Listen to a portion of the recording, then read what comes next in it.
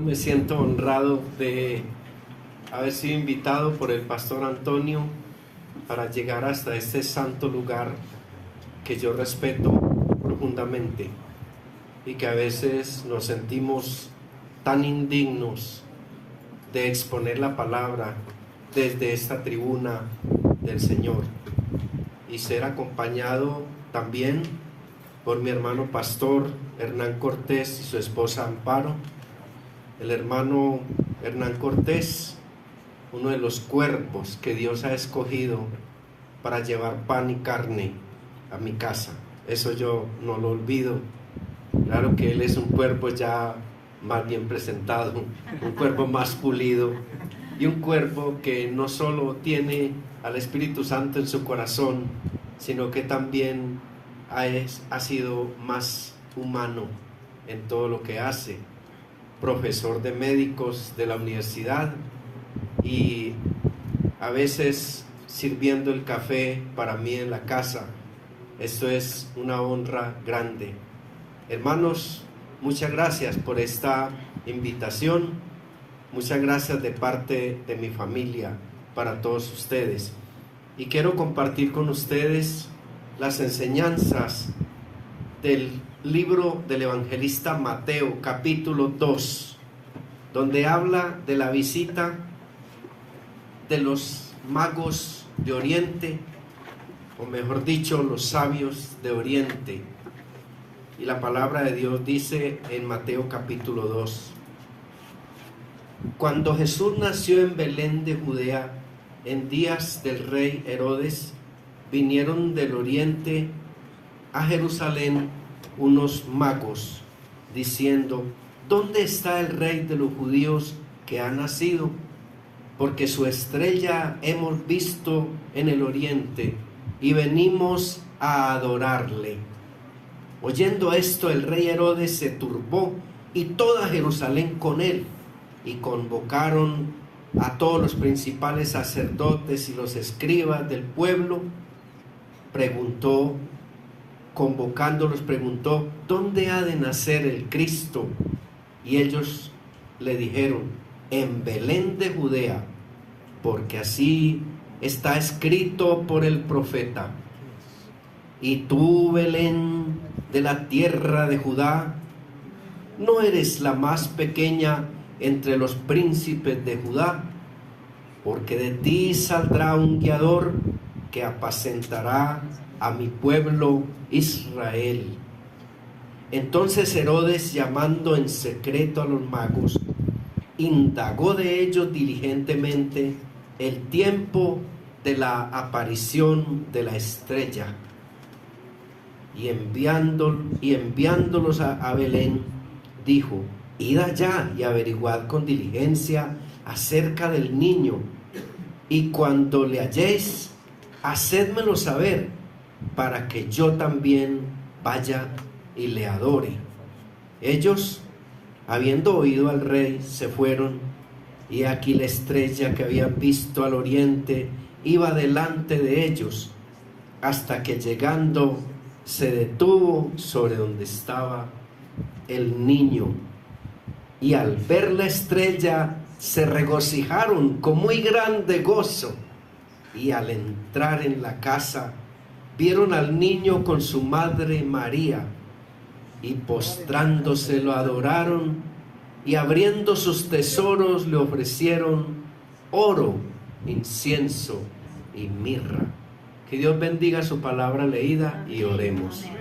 Padre celestial, Dios del universo, eterno, te alabamos, Señor, te glorificamos. Reconocemos, Señor, tu grandeza y tu majestad, Señor, que nos invita a conocerte más y a adorarte, Señor. Gracias por traerme a esta congregación de adoradores, adoradores en espíritu y en verdad.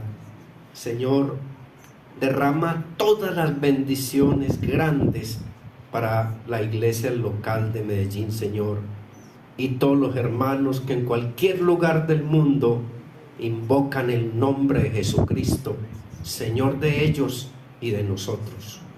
Y te damos gracias por tu palabra, por este pasaje. En el nombre de Jesucristo oramos. Amén.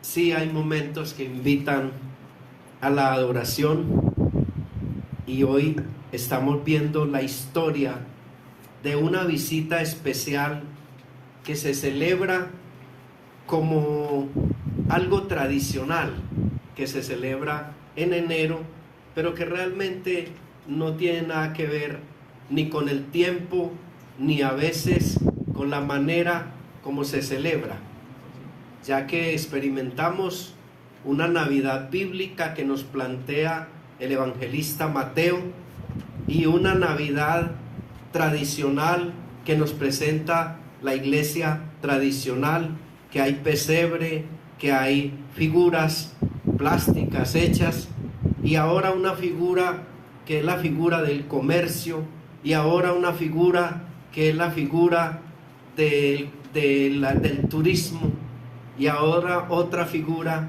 que es que ya la Navidad no se celebra teniendo a Jesucristo como el centro de esa natividad, sino que ya se le hace publicidad es a un cerdo.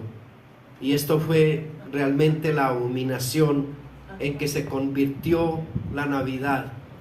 Aquí vemos unos personajes, los sabios de Oriente, los que Mateo llama los magoi, que son videntes, hombres sabios, hombres educados en Media y en Persia, llamados los Naví. Esa palabra lo Naví, que en hebreo significa el que mira de lejos, el que estudia los grandes acontecimientos, los acontecimientos trascendentes que van más allá del pensamiento humano. Astrónomos de su época, con funciones de liderazgo, con funciones sacerdotales, hombres muy ricos, y se dedican a las cosas espirituales, estudiantes de las profecías, porque ya se había dado el mensaje del Antiguo Testamento para ellos a través de la profecía de Barlaham. Ya se había dado una profecía que vendría un Mesías, un gobernante universal, que ese es el significado de la palabra Mesías en hebreo, la palabra Machal, que significa el que gobernará universalmente. Ya ellos tenían esa idea, aunque desde luego no tan desarrollada como la tenían los mismos hebreos, que fueron los que persiguieron a ese Mesías hasta los 2 años para matarlo, para que no naciera. Fueron precisamente las autoridades religiosas, fueron precisamente los grupos que pregonaban la venida de un Mesías, los que trataban de matar al Mesías. Estos hombres de Oriente son gentes que conocen los símbolos, las señales, que los perciben, que estudian los fenómenos sobrenaturales, que estudian los fenómenos naturales, algo más allá de nuestra mente, lo que los teólogos llaman lo catafático, o sea, lo que es más allá de lo que podemos pensar.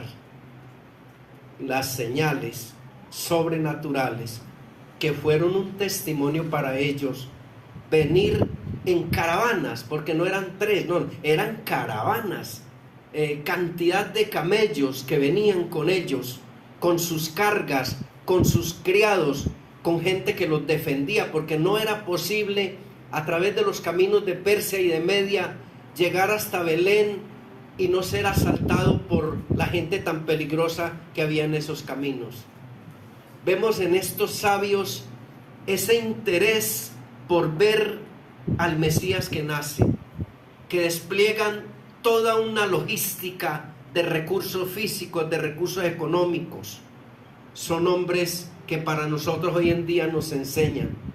Por eso cuando uno ve que un hermano recorre 174 kilómetros para llegar hasta Dabeiba y montarse y llegar en un bus y pasar 5 horas de viaje, y luego montarse en un camión con bancas de madera para llegar hasta la Misión Montana y ahí predicarle a la comunidad. Uno dice, son hombres y mujeres que vencen distancias, para los cuales no hay límites, para los cuales no hay recurso que no se deba aprovechar para ver al Rey, para contemplarlo, para adorarlo, para esparcir su palabra. No hay límites.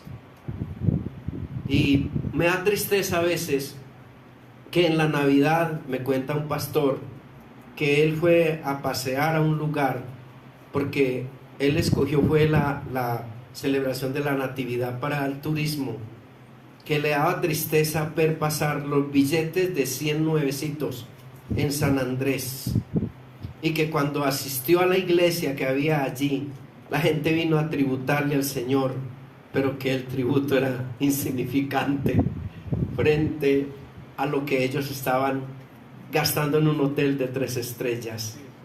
Pero si era insignificante el tributo, era porque aquel al cual le estaban tributando, para ellos también era insignificante, porque de tal persona, tal tributo.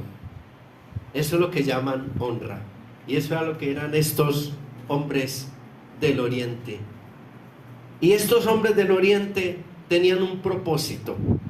El propósito era adorar al Rey. Venimos a adorarle. Y así lo hicieron. Y este adorar viene de la palabra hebrea ishtahava, que significa deprimirse, inclinarse, clavar la cabeza en el polvo. Es que esa era la adoración. La adoración no es brincar como caballos. La adoración es contemplación, es quietud, es esa profundidad que ellos tenían. Y entonces un amigo mío llamado Pedro, que pagó servicio en el Sinaí, ya está por ahí unos 85 años, él estuvo en el Sinaí luchando, y cuando salió el sol, unos soldados judíos se postraron poniendo la cabeza en el polvo, y a él le dio risa con el compañero que iba de nuestro país. Y un hombre que había allí, un hebreo, le pegó un golpe a Pedro en la pantorrilla y le dijo en palabras hebreas, la krof beresh kelef, arrodíllate perro. La krof beresh kelef, arrodíllate perro. Porque para el hebreo hay dos significados de la palabra perro. El negativo, que es lo más desordenado y lo más sucio, y lo positivo, que es la persona que se postra ante su amo, el animal que se postra ante su amo y le lame y se inclina ante su amo. Por eso cuando el Señor habló de la adoración que hacían en el monte Gerizim, le dijo a la samaritana, viene la hora en que los verdaderos prosquinetes, prosquíneo en griego, que significa perro, los que adoran a Dios como lo hace el perro con su amo, para defenderlo y para agradecerle, porque ningún animal como el perro es tan agradecido ni es tan humilde. Por eso viene la palabra Kelef, que significa Caleb. A Caleb lo apodaban el perro, porque él estaba al lado de Moisés, pendiente de quién iba a tocar a Moisés. Estaba pendiente de lo que necesitaba Moisés, y lo apodaron el perro, Kelef. Entonces de ahí viene la palabra Caleb. Estas cosas tan significativas, hermano, de lo que significa adorar. Adorar como un estilo de vida de corazón, y no como una impuesta religión. Adorar de manera reverente antes que una presencia insolente. Ese ve uno en plataformas, pastores disque adorando a Dios, y se pasean como pavos por la plataforma y les presentan luces, humo que sale de la plataforma, y ellos se pasean y pasan un pañuelo y la gente mata de la risa santa. Y otros se caen Ay, hermanos, es que adorar es reconocer nuestra pequeñez ante la grandeza de la majestad, el Rey. Eso es adorar, hermano. Adorar es reconocer nuestra pequeñez ante Dios. Adorar es reverente, no es una apariencia insolente. Es una adoración vivida, no una comedia fingida, porque no estamos para fingir. Esto no es una obra de teatro. Estamos frente al Rey de Reyes y Señor de Señores. Y ellos traían ese propósito. Venimos a honrar al Rey. Y abriendo sus tesoros le ofrecieron oro, incienso y mirra. Oro, lo más valioso. Incienso, lo más agradable. Y mirra, lo más sacrificial. Una ofrenda preparada, no improvisada. Voluntaria, no obligatoria. Un tributo, no un impuesto. Una ofrenda de conciencia, no por competencia. Una ofrenda cualitativa, no cuantitativa. Características de una verdadera ofrenda para el Rey. Un propósito: adorar al Señor, ser adoradores.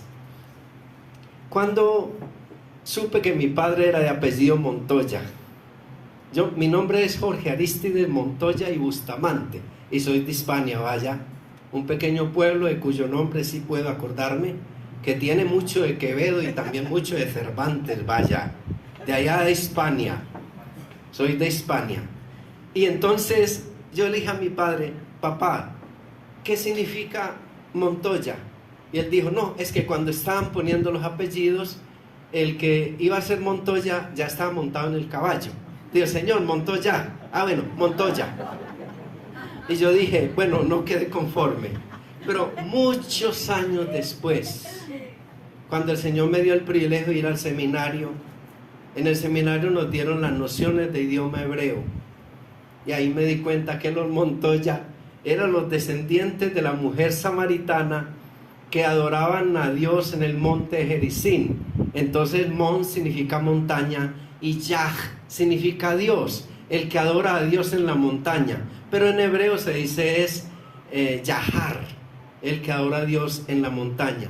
Y entonces le tomé mucho amor a mi apellido y a veces me presento de manera muy completa. El Rey, hay un propósito, hermanos, en estos reyes: adorar a Dios. Y adorar a Dios, hermanos, es adorar al dueño, al Adón, al Adonai. Adorar a Adonai. Qué bonita la oración hebrea cuando ellos dicen: Baruch atah Adonai, bendito tu Señor. Baruch atah Hashem Adonai, cuando el Señor entró triunfante en Jerusalén, que le tendían ramos y le tendían mantos, y la gente gritaba: Baruch atah Adonai, Hashem Adonai, bendito el nombre del Señor. Le daban la bienvenida con un principio, el propósito de la adoración y el principio de que para Él es la alabanza y la gloria y lo mejor. ¿Cuál es el principio de la adoración? Al Señor es el primero, Él merece lo mejor. ¿Cuál es el principio de la adoración? El Señor merece lo mejor.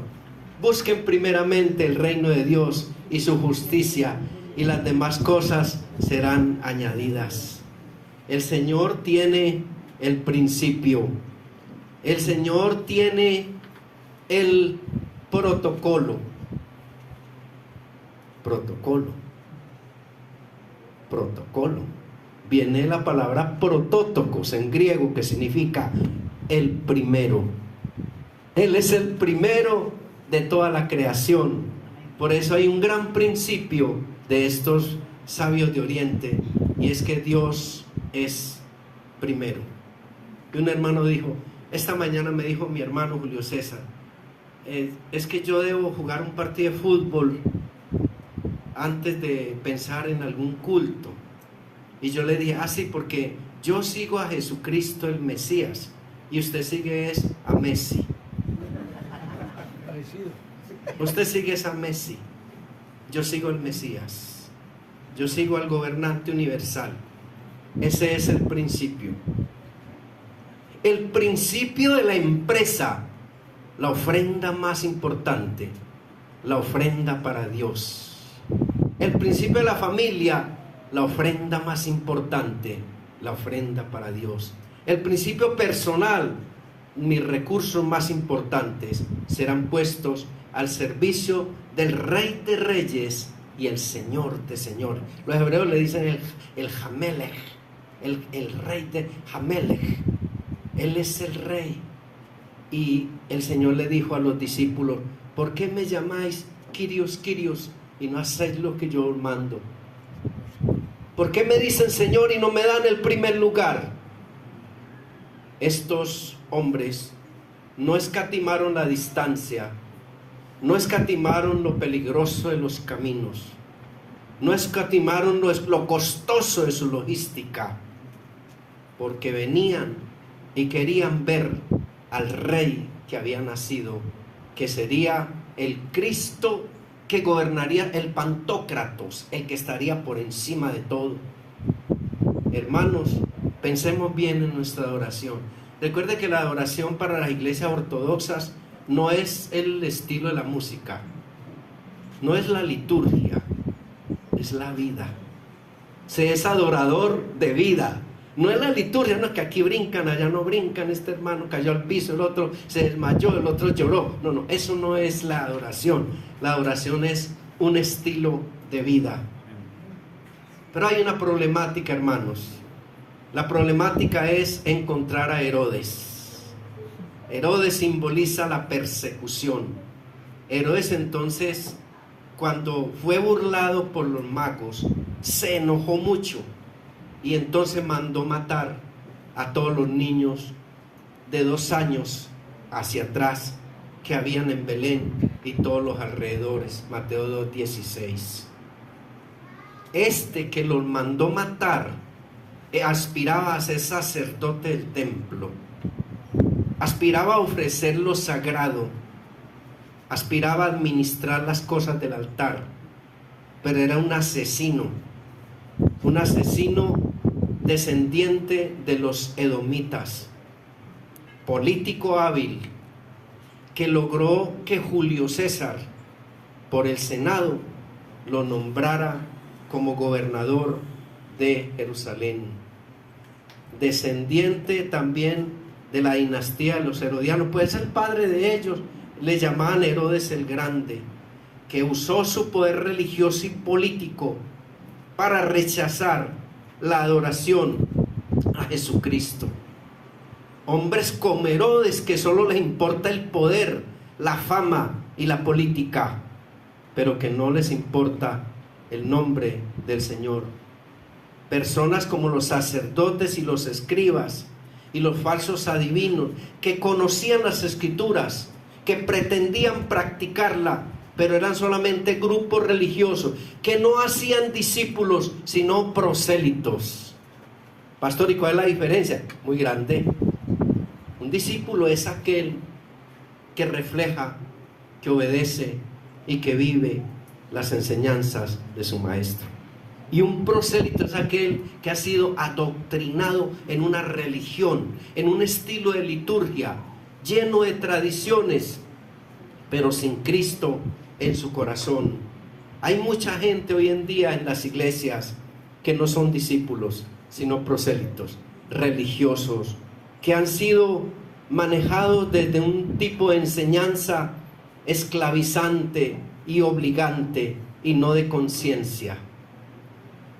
Hermanos, hay una problemática y es la oposición al Evangelio.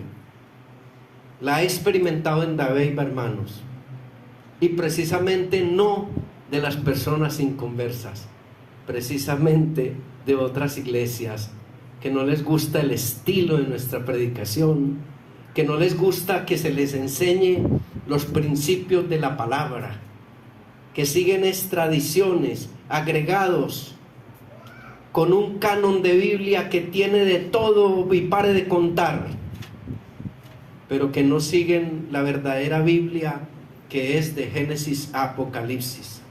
Sí, hay peligros dentro de los indígenas en que trabajamos. Hay jaibanás que odian el evangelio, que odian la cultura cristiana, que odian la cultura occidental y que envenenan flechas en ranas naranjadas y rojas que tienen toda la concentración de veneno, y que una persona puede ser muerta sin darse cuenta. Al pasar por un camino le disparan una flecha de esas y adiós. Son venenos letales. Hay peligros, hermano. Hay peligros porque también conviven grupos al margen de la ley, grupos de extrema derecha, grupos de extrema izquierda, y que a diario le toca a uno de alguna manera pasar por cerca de ellos. Hay también peligros a nivel del transporte. Yo me he visto caído ya 2 veces de una moto. En una me caí entrando al puente de Aveiva y me removió la clavícula izquierda. Como yo no tengo vehículo, ahí me toca pagarle a un motociclista que me traiga cuando voy a visitar. Entonces yo le pago por ese servicio. Yo me monto de parrillero, pero con mucho cuidado con la columna. Ya me he caído 2 veces, hermano. Hay peligros en la obra. El que quiera salvar su vida la perderá, y el que pierda su vida por causa de mí la hallará. Hay costos económicos, hermanos. Hay costos económicos. Hay veces que uno dice, este mes va a alcanzar hasta el 24 de diciembre nuestra provisión. Y cuando llega el 24, aparece una comisión de hermanos y dan otro empuje y uno sigue. Y cuando un pastor no tiene la cobertura de una iglesia organizada, vive realmente por fe. Entonces uno cada mes tiene un cuerpo que le ayuda de iglesias de doctrina sana. A veces ese cuerpo tarda un poco y uno ve que la cocina se rebaja. ¿Dónde estará el cuerpo? El cuerpo está más perdido que embolatado, pero de pronto aparece, hermanos. Hay engaños de organizaciones, hay muchos Herodes en esa problemática. Y aquí entramos, hermanos, ya para concluir en las aplicaciones de esta visita que hiciesen los magos de Oriente. Es decirles que mago, sí se usa la palabra mago en ese tiempo, la palabra magoi, no como hoy en día que son, digamos, gente que adivinos, hechiceros, no. Magos es porque viene la palabra macro, que significa aquel que estudia cosas grandes. De ahí viene la palabra macro, mag. Y ellos son hombres que estudian cosas grandes. ¿Qué podemos aprender de ellos? Primero, que las misiones necesitan discípulos con visión. Que las iglesias, más que ministerios, no sean monasterios. Porque lo que hace que una iglesia no sea un monasterio son las misiones.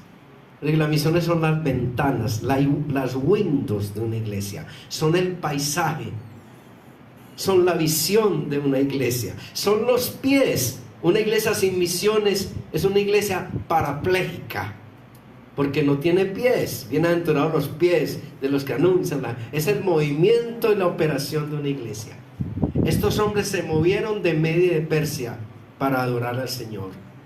Las misiones necesitan personas humildes para servir al Rey, gentes que venzan las distancias, que tengan disposición, personas que valoren las cosas de Dios. Los discípulos de Cristo debemos adorar, honrar y tributar al Rey. El Rey es nuestra misión, el que da todo, sana, salva, todo.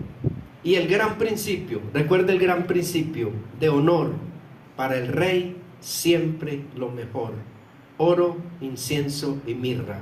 No olvidemos el protocolo, la inclinación ante Dios. Y no olvidemos, hermanos, que la modernidad trajo a partir del siglo XVI la insolencia y la soberbia del hombre, porque hasta el siglo XVI, el hombre tenía a Dios como el centro universal. O sea que el hombre hasta el siglo XVI giró en torno a un Dios soberano único. Pero a partir del Renacimiento, en la Edad Moderna, el hombre comienza a ser su propio centro, su propio Dios, y empieza a tributarse a sí mismo. Por eso cuando uno ve los hombres ya después de la Revolución Francesa, de la Declaración de los Derechos Humanos, ya no es un hombre que anda con la cerviz inclinada, sino que ya anda es así. Y hasta las danzas que hacían al lado de Napoleón Bonaparte, el hombre no se podía agachar, sino que el hombre danzaba con la cabeza en alto y se tenía que poner cosas aquí que les controlara la espalda para no agacharse. Y entonces la respuesta de la Biblia es: duros de cerviz e incircuncisos de corazón. Es lo que le dice Esteban a los fariseos: ustedes son duros, ustedes no agachan la cabeza. Son una generación humanística, que tiene como centro a sí mismo. Tengo un primo que él se tributa a sí mismo. Entonces el gel de afeitar, el champú, la loción, el arreglo de las uñas de los pies, el arreglo de las uñas de las manos, el pago del internet, el pago del gas, el pago de la energía, el pago de la cuota para el turismo. Y yo le dije: ¿y cuándo tienes la ofrenda, el diezmo y la ofrenda para misiones y la ofrenda del 3%, espigas de misericordia para los pobres? Dice: no, porque yo me he convertido en mi propio Dios. Todo lo que gano, soy como las volquetas de empresas varias, que se traga todo. Se traga el diezmo, se traga la ofrenda de misiones, se traga la ofrenda para los pobres de la iglesia, porque él ya no adora al Rey de Reyes y Señor de Señores, sino que él adora a Antonio Acevedo. Antonio Acevedo se ha vuelto su propio Dios. Ya él falleció, Antonio Acevedo. No sé dónde está, porque la Biblia dice que separados de mí nada puedes hacer. Entonces, ¿se imaginan ustedes dónde puede estar? Si él fue su propio Dios. Hermanos, yo invito a la iglesia del local número 1 que siga predicando la palabra, para que tenga muchos adoradores que venzan las distancias, que venzan las dificultades y que tengan ese principio de honor para el Señor, lo mejor. Pero cuando escucho esa canción es que: majestad, divina majestad, dada a Cristo la honra, la gloria y el poder. Me encanta ese coro, me encanta. Y me encanta cuando el Señor me invita a que adore su majestad, porque a veces se me olvida tantas cosas que arreglar, que se nos olvida adorar la divina majestad. Pónganse de pie, hermanos, ante la majestad del Señor y démosle gracias a Él. Padre Celestial, Señor, te damos gracias en este día por tu palabra. Te damos gracias por este espacio sagrado para predicar la palabra. Pedimos, Señor, que nuestro pastor y todo su equipo de acompañantes y ancianos venzan las distancias para adorarte, Señor. Venzan los Herodes, los problemas, las amenazas, los peligros, para verte, Señor, para conocerte mejor. Gracias, Señor, por aquellas personas que adoran y que tributan a ti, Señor, a esas personas que se inclinan ante ti, Señor, que no son duros de cerviz ni incircuncisos de corazón. Que cada día hayan más adoradores verdaderos, que aunque vengan de tierras lejanas, lo hagan para verte, Señor. Te damos gracias, Padre, también por estos hermanos que fueron a Dabeiba venciendo las distancias de 174 kilómetros, Señor, para llegar hasta la misión montana, Señor. Señor, gracias te doy por ellos, por su valentía, por el tiempo que dedicaron, Señor, especialmente a su pastor. Y te doy la gloria y la honra, Señor, y oramos en el nombre de Jesucristo. Amén.